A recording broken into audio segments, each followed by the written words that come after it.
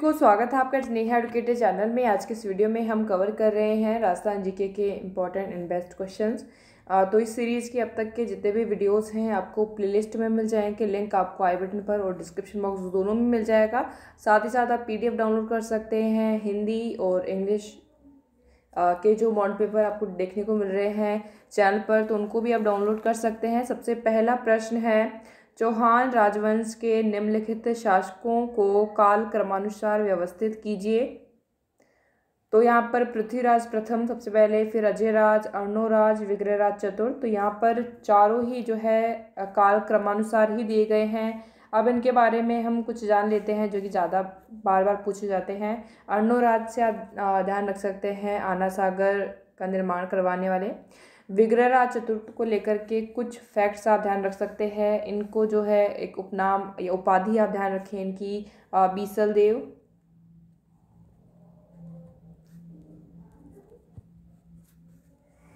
और जो विग्रहराज चतुर्थ रहे हैं, इनको ये महान कवि और साथ में लेखक भी थे। इन्होंने एक रचना करी थी, वो भी आप ज़रूर ध्यान रखें, हरिकेली।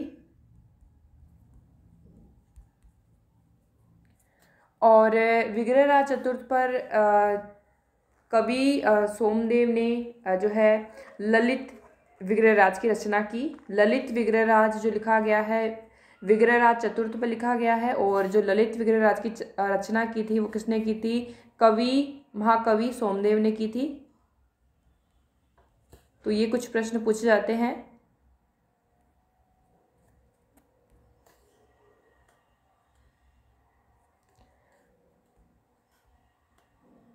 अगला प्रश्न है, उस नेता को पहचानिए जो जयपुर प्रजामंडल में सक्रिय नहीं था। तो जयपुर प्रजामंडल को लेकर के सबसे पहले हम बात करें, जो इसकी स्थापना है वो कब हुई। तो सबसे पहले जो प्रयास जो इसका किया गया 1931 में जो है प्रथम बार इसकी स्थापना की गई। और किसके अध्यक्षता में? कपूरचंद पाटनी की अध्यक्षता में जो है जयपुर प्रजामंडल की प्रथमतः स्थापना हुई। उसके बाद जो है 1936-37 में किसकी अध्यक्षता में हुई? पुनः स्थापना जो हुई वो हुई थी श्री चिरंजीलाल मिश्र की अध्यक्षता में। फिर हम बात करें, जो जमनालाल बजाज का नाम भी इसमें आता है, तो 1938 में जो है इसके अध्यक्ष बने जमनालाल बजाज। यहाँ पर हम बात करें तो जो जयपुर प्रजामंडल से संबंधित जो नेता नहीं है इसमें कौन से हैं, वो है प्रयागराज भंडारी। अगला प्रश्न है, निम्नलिखित में से कौन सा जो है सुमेलित नहीं है? थेवा कला प्रतापगढ़, इसमें हरे कांच का उपयोग किया जाता है जो कि इंपोर्ट किया जाता है बेल्जियम से। और मीनाकारी जयपुर से। अजरक प्रिंट जो है वो संबंधित है बाड़मेर से। तो यहाँ पर जो सुमेलित नहीं है वो कौन सा हो जाएगा? तीसरा ऑप्शन। टेराकोटा शिल्प मोलेला जो कि कहाँ पर है? राजसमंद में। तो ये भी आपका सुमेलित है। तो यहाँ पर जो सुमेलित नहीं है वो तीसरा ऑप्शन। अगला प्रश्न है,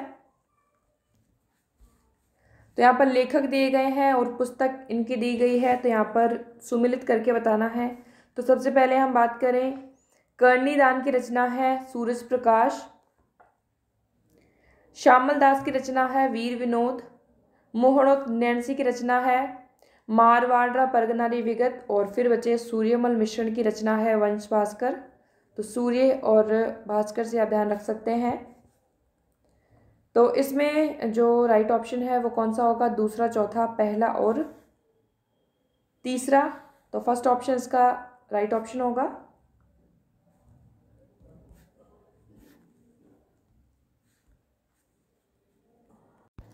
RPSC और स्टेट एग्जाम तैयारी के लिए जो राजस्थान की जितनी भी वैकेंसीज यहाँ पर है, RS 2021 foundation course Unacademy platform पर अवेलेबल है। राजस्थान SI का रीट लेवल 1st और 2nd का, पटवार का, ACF का, राजस्थान कांस्टेबल का। तो इसको आप ज्वाइन कर सकते हैं। लिंक आपको डिस्क्रिप्शन बॉक्स में मिल जाएगा। RS 2021 फाउंडेशन कोर्स ज्वाइन करने के लिए बाकी जो अदर कोर्सेज अवेलेबल है। तो यहाँ पर आप जो इसके की फ़ीचर्स हैं, स्टडी फ्रॉम होम है और आप पर डे 17 रुपये में ये आप कोर्स जो है देख सकते हैं। अच्छी तैयारी आप कर सकते हैं। लाइव डाउट क्लियरिंग सेशंस यहाँ पर होते हैं, structure live and free special classes और पेमेंट के लिए EMI ऑप्शन भी अवेलेबल है। तो यहाँ पर टॉप एडुकेटर्स जो RPSC के हैं, GC जाकर, कपिल चौधरी सर, और हम बात करें इसको आप ज्वाइन कर सकते हैं 1 महीने के लिए, 3 महीने के लिए, 6 महीने के लिए, 12 महीने के लिए। 4 ऑप्शन यहाँ पर अवेलेबल हैं। और साथ साथ अगर आप एक बार में खरीदते हैं तो साथ में आपको एक ही एग्ज़ाम के लिए नहीं, आपकी जो RPSC की जितनी भी आप परीक्षाओं के लिए जो कोर्सेज हैं वो सभी आप देख सकते हैं। और यहाँ पर आपको 10% का डिस्काउंट और मिल जाएगा, जिसका कूपन आपको रेफरल कोड डिस्क्रिप्शन बॉक्स में मिल जाएगा, तो वहाँ से आप अवेल कर सकते हैं। ऐसे आपको ये कोड जो है अप्लाई कर देना है। उसके बाद आपको ये जो कोर्स आपको मिलेगा अनअकैडमी लर्निंग ऐप पर, तो इसके लिए आपको प्ले स्टोर से ये ऐप डाउनलोड कर लेना है, जिससे कि आप ये कोर्सेज देख पाएँ।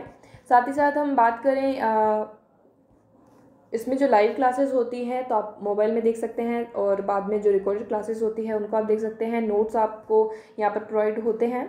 तो जिस भी एग्ज़ाम के लिए आप प्रिपेयर कर रहे हैं राजस्थान की, तो सभी एग्ज़ाम्स की यहाँ पर जो कोर्सेज़ हैं वो आप चेक कर सकते हैं। लिंक आपको डिस्क्रिप्शन बॉक्स में।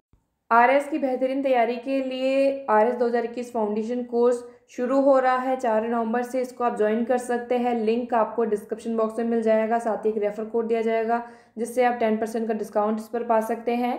तो ये जो कोर्स है, राजस्थान के टॉप एडुकेटर्स GC जाकर सर, ज्योति नागपाल मैम, इनके द्वारा जो ये कोर्स लाया जा रहा है। बाकी एडुकेटर्स आप यहाँ पर देख सकते हैं। साथ में इनका टाइम का शेड्यूल यहाँ पर दिया गया है, सारे सब्जेक्ट यहाँ पर दिए गए हैं। तो अपनी बेहतरीन तैयारी के लिए आप इस कोर्स को ज्वाइन कर सकते हैं, और साथ ही कोड अवेल करके आप डिस्काउंट पा सकते हैं सब्सक्रिप्शन में।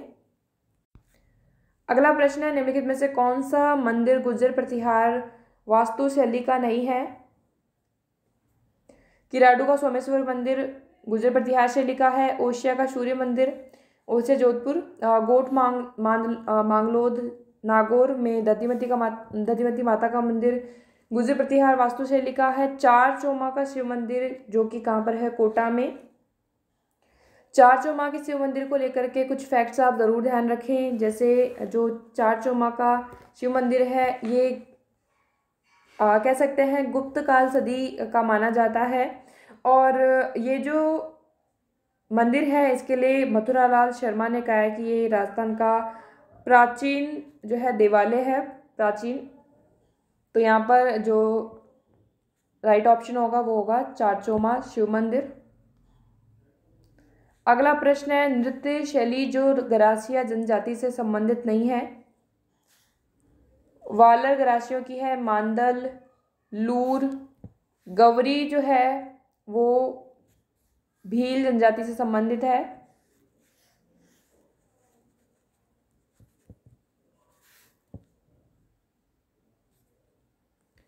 अगला प्रश्न है, निम्नलिखित में से कौन सी ढूंढाड़ी की उपबोली नहीं है? जैसे ढूंढाड़ी कहाँ बोली जाती है? जयपुर में से। और तो इसमें जो उपबोली नहीं है वो कौन सी नहीं है? राठी। तो राठी जो है वो किसकी उपबोली है? तो मेवाती की उपबोली है। और तोरावाटी, राजावाटी, नागरचोल जो है ढूंढाड़ी की उपबोलियाँ हैं। तो यहाँ पर जो राइट ऑप्शन होगा वो आपका चौथा ऑप्शन होगा। अगला प्रश्न है, कंपनी अधिकारी जिसकी 1857 की क्रांति के दौरान कोटा में हत्या कर दी गई थी। Major Burton.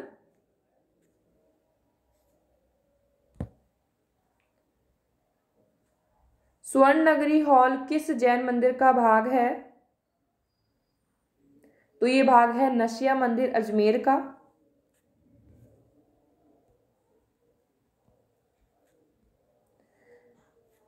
ये प्रश्न संवत को लेकर के है, जो भी महत्वपूर्ण है तो इसको आप ध्यान रख सकते हैं। तो यहाँ पर जो दिया गया है शक संवत, विक्रम संवत, प्रारंभिक वर्ष के अकॉर्डिंग आपको इसमें बताना है। तो शक संवत 319 ईस्वी से जो शक संवत है, हाँ, तो यहाँ पर हो जाएगा सेकंड ऑप्शन इसका। अगला जो यहाँ पर दिया गया है, तो इसमें 78 ईस्वी है। विक्रम संवत जो शुरू हुआ 57 ईसा पूर्व से, तीसरा ऑप्शन। और हिजरी संवत शुरू हुआ 622 ईस्वी से। गुप्त संवत जो शुरू हुआ वो 319 ईस्वी से। तो यहाँ पर जो राइट ऑप्शन बनेगा वो हो जाएगा दूसरा ऑप्शन, चौथा तीसरा, पहला और दूसरा। अगला प्रश्न है, राजस्थान के प्रारंभिक मध्यकाल के राज्यों में अक्षपटलिक की जिम्मेदारी थी तो मुख्य लेखाधिकारी के रूप में काम करना।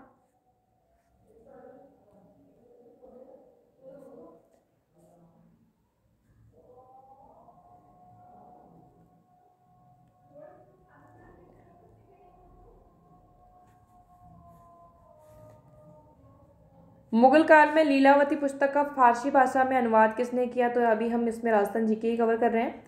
तो ये प्रश्न महत्वपूर्ण है, तो इसके लिए जो बताया गया है वो है अबुल फैजी। मुगलों से वैवाहिक संबंध करने वाला प्रथम राजपूत राज परिवार कौन था? तो कौन सा था? तो कछवाहा। और किया किसने था? राजा भारमल ने।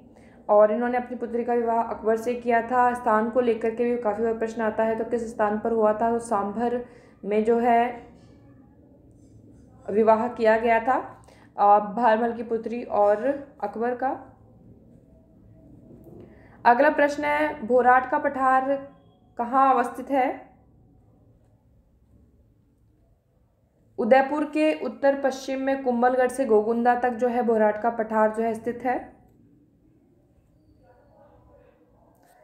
अगला प्रश्न है, महत्वपूर्ण प्रश्न है ये, 2011 की जनगणना के अनुसार निम्नलिखित में से किन जिलों के समूह में सबसे कम महिला साक्षरता दर अंकित की गई है?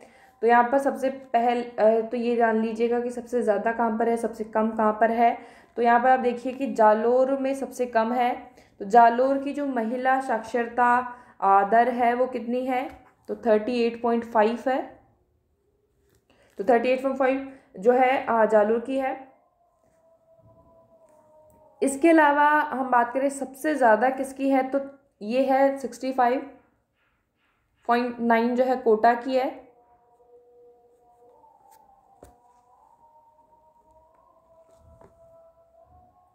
अब यहाँ पर जो दिया गया है कि समूह बताना है कि जहाँ पर सबसे कम महिला साक्षरता दर है, तो यहाँ पर जो समूह होगा वो कौन सा हो जाएगा? यहाँ पर जैसलमेर। तो जैसलमेर में कितनी है? जैसलमेर में महिला साक्षरता दर की हम बात करें तो 39.7 है। सिरोही की अंदर बात करें तो समान ही है 39.7। बाड़मेर की हम बात करें तो 40.6 यहाँ पर दी गई है, जो कि तीसरे ऑप्शन की हम बात कर रहे हैं यहाँ पर, इसलिए यहाँ पर दी गई है। और जालोर की हमने बात करी कि जालोर में कितनी है, तो यहाँ पर 38.5 या 38.5 जो है आपकी किसकी है? जालोर की, जो कि सबसे कम है। तो यहाँ पर जो राइट ऑप्शन होगा वो कौन सा हो जाएगा? तीसरा ऑप्शन।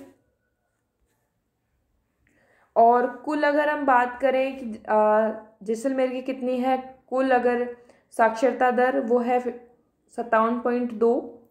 सिरोही की बात करें तो यहाँ पर 55.3, जालोर की जो है 54.9 और बाड़मेर की है 56.5।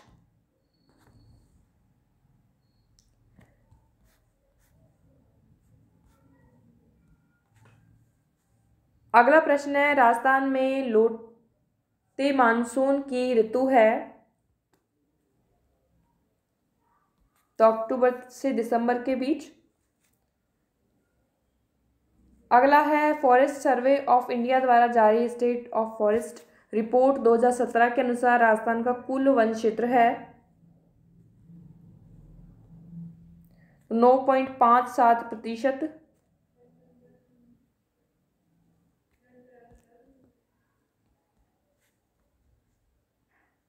जाखम बहुउद्देशीय परियोजना राजस्थान के कौन से जिले में स्थित है? तो प्रतापगढ़ में स्थित है। इसके अलावा बाकी 3 जिलों में कौन कौन से बांध हैं वो भी आप ध्यान रखिए। टोंक में जैसे बीसलपुर बांध है, बांसवाड़ा में माही बजाज सागर, भरतपुर में जो है बंद बरेठा, और प्रतापगढ़ में Jakham. RS 2021 foundation course join करने का लिंक आपको डिस्क्रिप्शन बॉक्स में दिया गया है, जिसको आप चेकआउट कर सकते हैं और कोड अप्लाई करके आप 10% का डिस्काउंट ले सकते हैं। तो आज की इस वीडियो में हमने कुछ महत्वपूर्ण प्रश्नों को कवर किए हैं केवल राजस्थान जीके से रिलेटेड।